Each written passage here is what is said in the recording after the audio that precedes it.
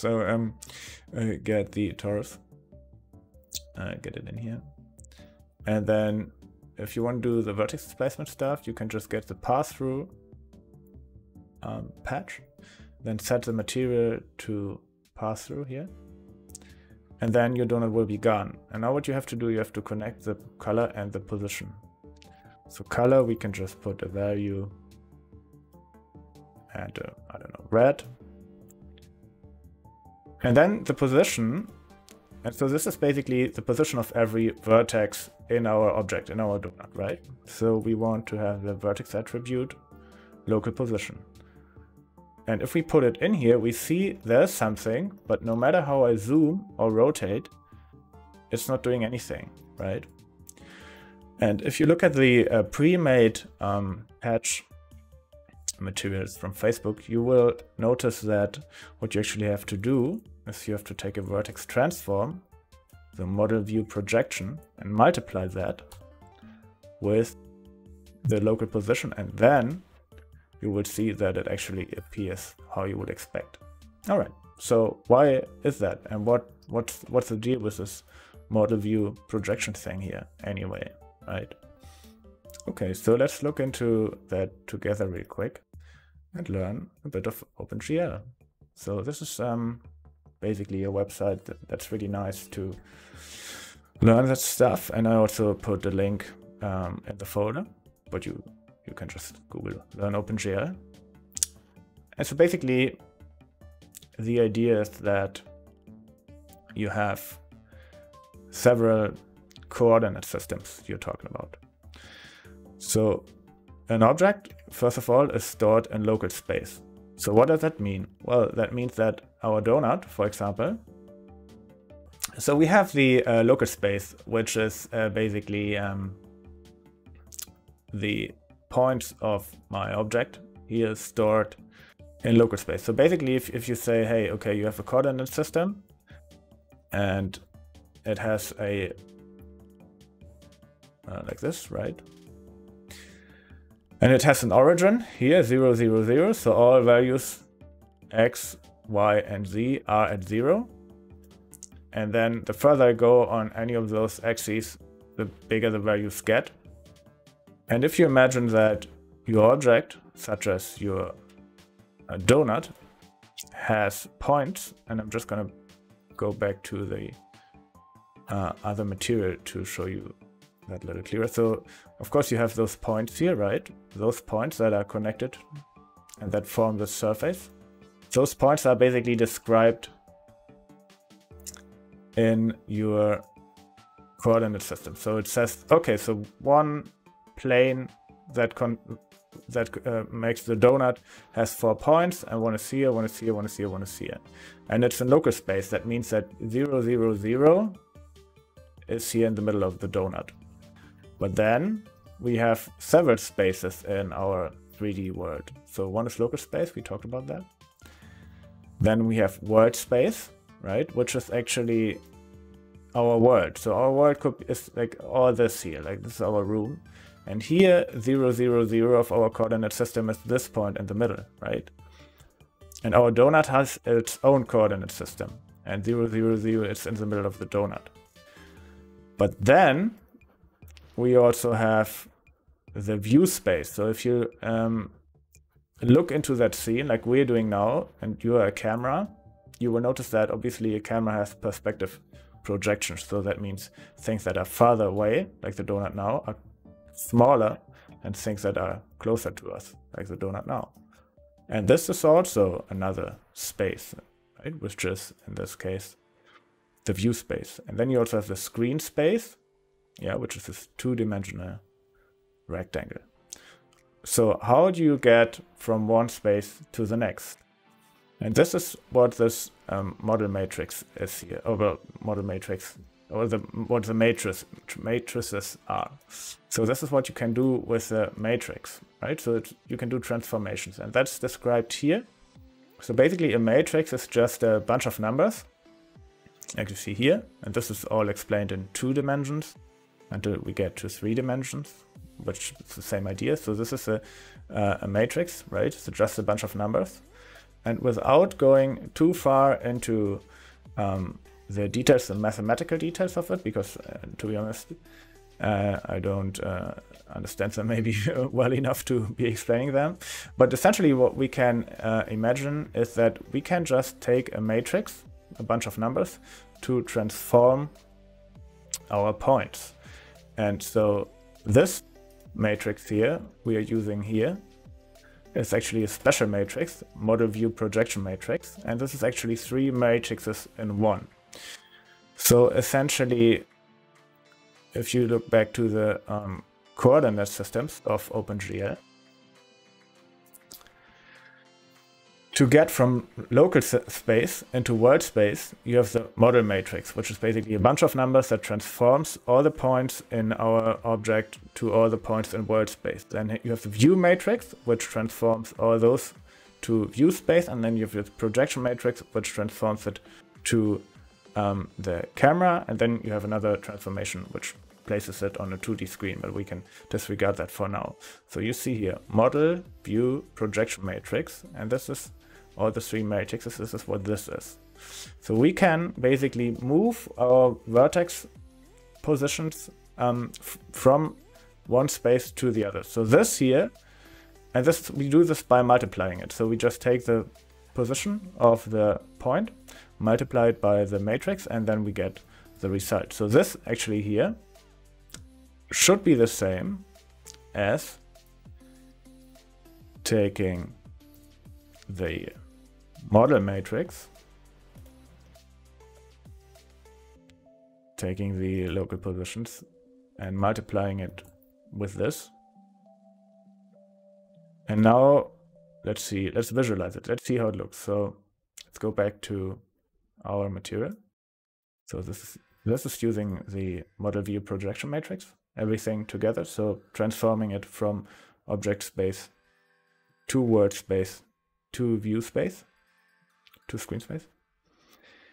And if I take that away, you know, it looks like this weird. Now if I transform it from local space, model space to world space, it's not doing anything, and I should be able, and I hope this works now, if I just multiply that with the same matrices that we have here, model view projection, then by view. It's doing something, still kind of weird. And then I multiply it by projection matrix.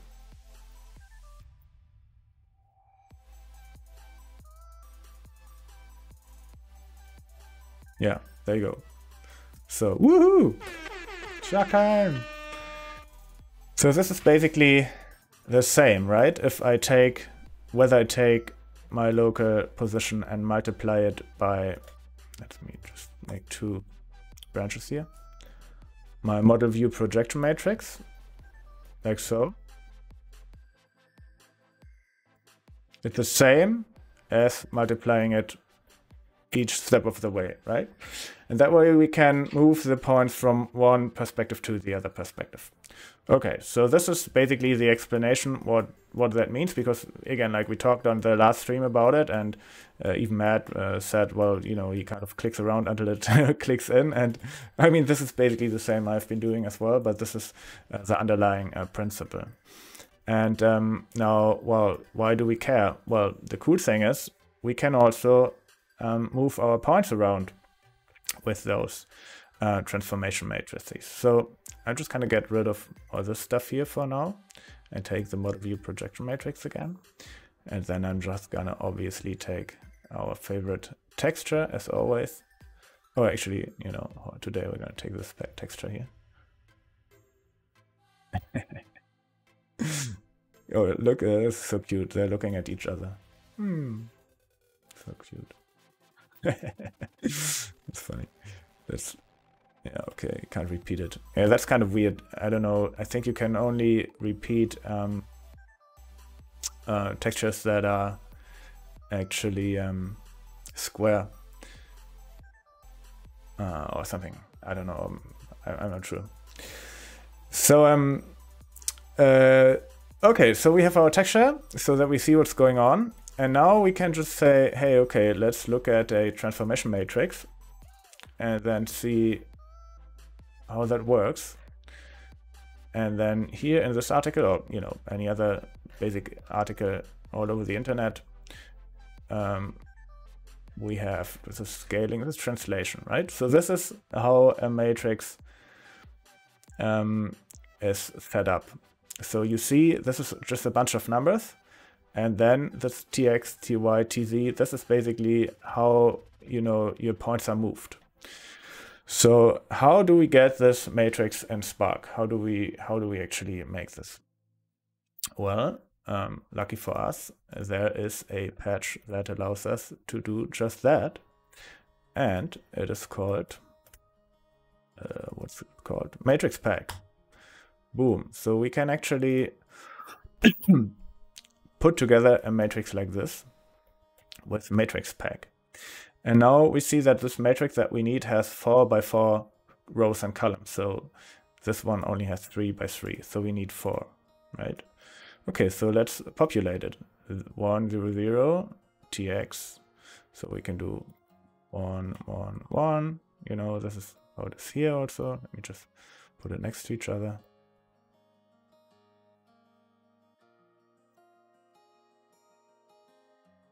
And another one. And now we need to get those t, x, and y's in there. So what we can do, we can just say, hey, a value, and we want, one value really. Oh, actually, what we want really, we want to move it in x, y, z. So we want 3 values. And then we're just gonna swizzle that around like crazy. So basically, for the first column, we're gonna say with a 1, 0, 0, which is those 2 values. And now we have to look up which coordinate that is, x, like this. So now it's complaining because it doesn't have all the same inputs. But if we connect everything here, that should work. Yes. And now for the second row, we can copy it and we can look into our document again, how that works. Second row, 0, 1, 0, and y. So just put it here. Then the third row is 0, 0, 1, z. And then the last row, well, if we keep it like that, that's fine, 0, 0, 0, 1. And now, if we take our local space positions, so now here's the thing, like if you want to move this stuff in local space, you have to put it in here. And if you want to move it in world space, you have to put it in here. So it's like basically moving the null of the object or moving the points of the object. And both should work actually. So now, if we put another multiply, this is how you work with those matrices. You just put multiply. And then you put this in here, nothing happens, okay, but our values are 0. So if we put 1, oh, it's gone, because it's too big. So 0.1, 0.01, so this is because the points are very close to each other, essentially. This space, the local space, is very close to each other, the points, right? So now, we can move this. So, yay! Really cool, but I mean, why should we care? Because you can move it just like this, right? So why do you even care? Well, because the cool thing is you can use this to procedurally deform stuff as well, right? So because now we can actually, if we put like a multiply here in between, right, and then we make the value crazy high, 1, 1, 1, and this multiply node. Oh, hold on. Not working the way I thought it would. Oh no, sorry, I have to put it, of course, here. This multiply node here allows us to basically scale our values, right? So if I put it to 0, nothing is moved. If I put it to 1, 0, 0, 1, it's a little bit moved. So that's cool, but again, why do we care? Well, because we can now feed in, for example, local normals or texture coordinates or whatever we want in there. And it should. And it doesn't work. Oh yeah, because of course we have to test two values. We have to just use. See?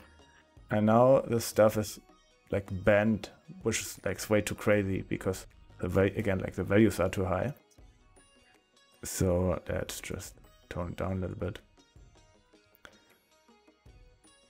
See, and now we have basically taken it apart, right? And then we can, just for the sake of it, do a little loopy shit here and put another multiplier in between so that we see actually something's moving. See? And now it goes back and forth, our object. Woohoo! And that works with any object, right? So we can use it to do, well, I don't know, what is this shit? I don't know what that is, but I'm just gonna, oh god, what's happening? Oh yeah, I have to connect it with my account. We can basically put any, what is it, Beauty and the Beast wooden statue in there.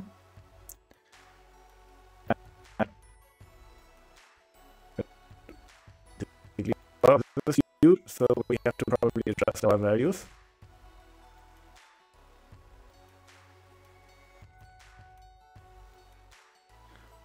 Okay.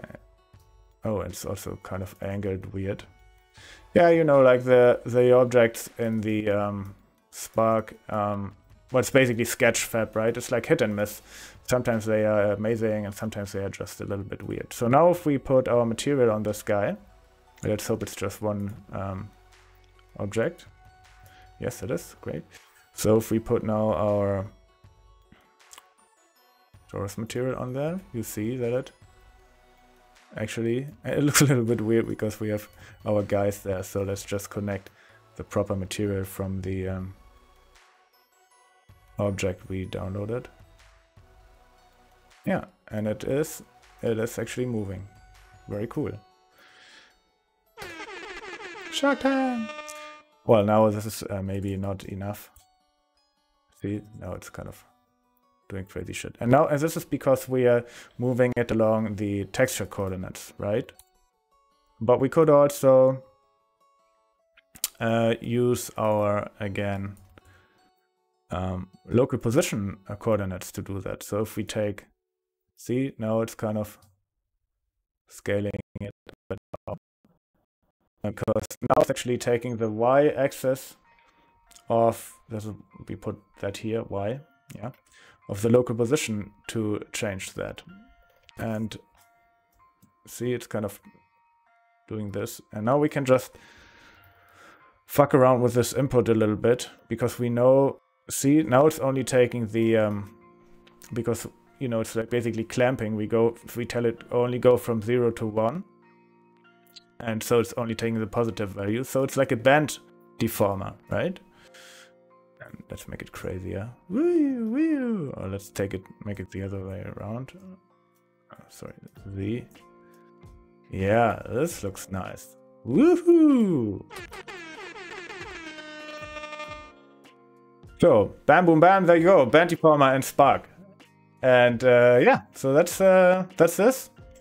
I'm gonna save this to our beautiful folder, call it Band Deformer. And I'm also gonna probably put together a bunch of tools which I'm gonna upload to my Gumroad. You know that I have Shameless Plug, Gumroad, Matt Steinfort. I have this website here where you can download plugins, and I have something similar for textures. It's called Texture Tool. So if you want to manipulate textures, this is actually a cool thing to do. You can manipulate UVs and do all sorts of crazy shit with this. For example, this here, what I made. This is also a filter. And you can do similar things actually now with 3D objects. And I'm probably going to release a tool where you can do a lot of crazy shit like this here. And I mean, you know, of course, you can also put that stuff on a face mesh if you want. Let's just get our favorite guy in here, of course. And then let's just put the material on the face mesh.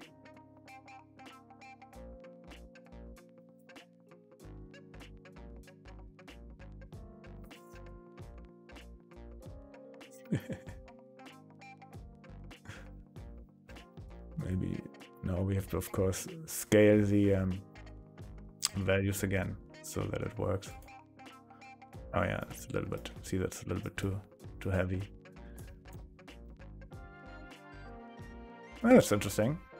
Well, you know, similar as we did before. But that's the, in a nutshell, beauty of matrix transformations. And you can not only do, obviously, this is, we are now moving the vertices, but you can also rotate them. And you can also scale them. So, you know, here you have the information to do that.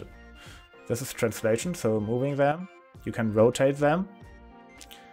And this, you could do a band with that as well. And you can combine all of that. And this is really what this transformation matrix stuff is, that each point gets moved and scaled and rotated.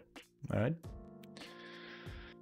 So yeah, that went pretty quickly. This is basically all I had for you guys tonight to show you.